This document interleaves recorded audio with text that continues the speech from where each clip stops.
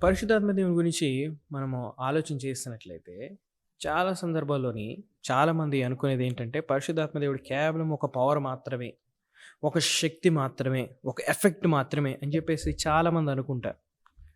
కానీ బైబిల్ ఎక్కడ కూడా ఆ విధంగా చెప్పదు. ఎందుకనంటే, he is not just power, but he is also a person. పరిశుద్ధాత్మ దేవుడు ఆయన ఒక శక్తి మాత్రం కాదు, కానీ ఆయన ఒక వ్యక్తి. మనము చూసినట్లయితే కొరింథీ రాసిన మొదటి పత్రిక 2:10 మనకైతే దేవుడు వాటిని తన ఆత్మ వలన బయలుపరిచి ఉన్నాడు. ఆ ఆత్మ అన్నిటినీ దేవుని మర్మమును కూడా పరిశోధించున్నాడు. పరిశుద్ధాత్మ దేవుడు అంట, హీ ఎగ్జమైన్స్ ఎవ్రీథింగ్. ఆయన ప్రతిదాన్ని కూడా ఆలోచన చేస్తాడు, ఆయన ప్రతిదాన్ని కూడా పరిశోధిస్తాడు. He test everything. ఒక పవర్ అనేది, ఒక శక్తి అనేది ఎలా విషయాలను పరిశోధించగలదు?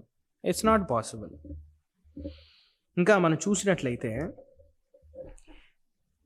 అపోస్తలుల కార్యాలు 5:3-4 అప్పుడు పేతురు, అననీయ, నీ భూమి వెలలో కొంత దాచుకుని పరిశుద్ధాత్మను మోసపుచ్చుటకు సాతాను ఎందుకు మీ హృదయంలో ప్రేరేపించును? మనం చూసినట్లయితే ఇక్కడ అననీయ, సప్పీరా అనే వ్యక్తులు ఉన్నారు. వారు పరిశుద్ధాత్మను మోసపుచ్చారని చెప్పేసి ఇక్కడ ఆ మోసం ఏంటనేది ముందు చెప్పాడు. ఏంటంటే వాళ్ళు అబద్ధం ఆడారు.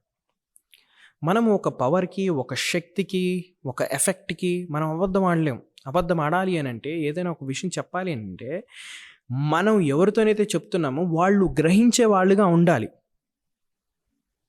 వాళ్ళకి జ్ఞానం కలిగి ఉండాలి మనం చెప్పేదాన్ని గ్రహించడానికి. సో ఇక్కడ మనం గమనించినట్లయితే ఈ వాక్యాలని పరిశుద్ధాత్మ దేవుడు ఒక వ్యక్తి. He is a person, he can be lied to. అంటే ఆయనకి మనం అబద్ధం చెప్పొచ్చు. అదే ఇక్కడ ప్రజలు చేసింది. ఆయన దేవుడు, ఆయన వ్యక్తి. ఇంకా మనం చూసినట్లయితే కొరింథీ రాసిన పత్రిక 12:11 ఆయన వీటన్నిటిని ఆ ఆత్మ యొక్కడే తన చిత్తము చొప్పున ప్రతి వానికి ప్రత్యేకంగా పంచి కార్యసిద్ధి కలుగు చేయించున్నాడు. ఇక్కడ కూడా మనం గమనించినట్లయితే స్పష్టంగా రాయబడిన విషయం ఏంటంటే, పరిశుద్ధాత్మ దేవుడు వరాలను ఇస్తాడు. ఆయన యొక్క చిత్తానుసారం చొప్పున, ఆయనకు ఇచ్చ చొప్పున. శక్తికి విల్ అనేది ఉండదు, ఇచ్చ అనేది ఉండదు. ఒక పవర్కి ఇచ్చ అనేది ఉండదు. పరిశుద్ధాత్మ దేవుడు ఒక వ్యక్తి. He has intellect.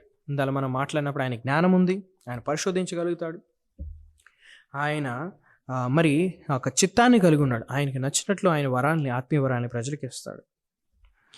పరిశుద్ధాత్మ దేవుడు మన కొరకు ఆయన ఇంటర్సీడ్ చేస్తాడు, ఆయన విజ్ఞాపన చేస్తాడు. రోమీయులకు రాసిన పత్రిక 8:26 అటువలే ఆత్మీయ మన బలహీనతను చూసి సహాయం చేయించున్నాడు. ఎలాగనగా మనం యుక్తంగా ఎలాగ ప్రార్థన చేయాలో మనకు తెలియదు కానీ ఉచ్చరింపశక్యం కానీ మూలుగుతుంది. ఆత్మ తానే మన పక్షమున విజ్ఞాపన చేయించును. ఒక శక్తి, ఒక ఎఫెక్ట్ అనేది ఎలా విజ్ఞాపన చేయగలదు, మన పక్షాన ఏ విధంగా ప్రార్థన చేయగలదు? That's not possible. పరిశుద్ధాత్మ దేవుడు ఒక వ్యక్తి.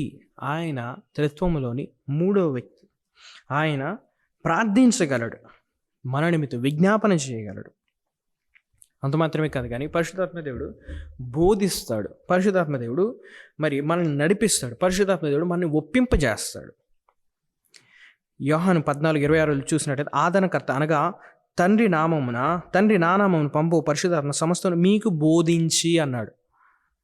బోధించడం మాత్రమే కాదు కానీ మనకు బోధించడం జ్ఞాపకం చేస్తానంట. How can a power teachers? ఒక శక్తి ఏ విధంగా మనకు బోధించగలదు, ఒక శక్తి ఏ విధంగా మనకు కేవలము జ్ఞాపకం చేయగలదు? It's not possible. పరిశుద్ధాత్మ దేవుడు వ్యక్తి, ఆయన దేవుడు, ఆయన దైవత్వాన్ని కలిగి ఉన్నాడు. ఆయన మనకు బోధిస్తాడు, ఆయన మనకు జ్ఞాపకం చేస్తాడు. He reminds us things. పరిశుద్ధాత్మ దేవుడు ఒప్పిస్తాడు. మన పాపం చేసినప్పుడు మన పాపాన్ని ఒప్పింపజేస్తారని యోహాను 16:7-8 తెలియజేస్తాడు. కాబట్టి పరిశుద్ధాత్మ దేవుడు కేవలం ఒక వ్యక్తి కాదు, అంటే కేవలం ఒక శక్తి కాదు. ఆయన ఒక వ్యక్తి. ఆయన మనకు బోధిస్తాడు, ఆయన మన పట్ల విజ్ఞాపన చేస్తాడు, ఆయన మన సరి చేస్తాడు, ఆయన మనకు జ్ఞాపకం చేస్తాడు, ఆయన పరిశోధిస్తాడు, ఆయన చిత్తం చొప్పున ఆయన సమస్తాన్ని జరిగిస్తాడు.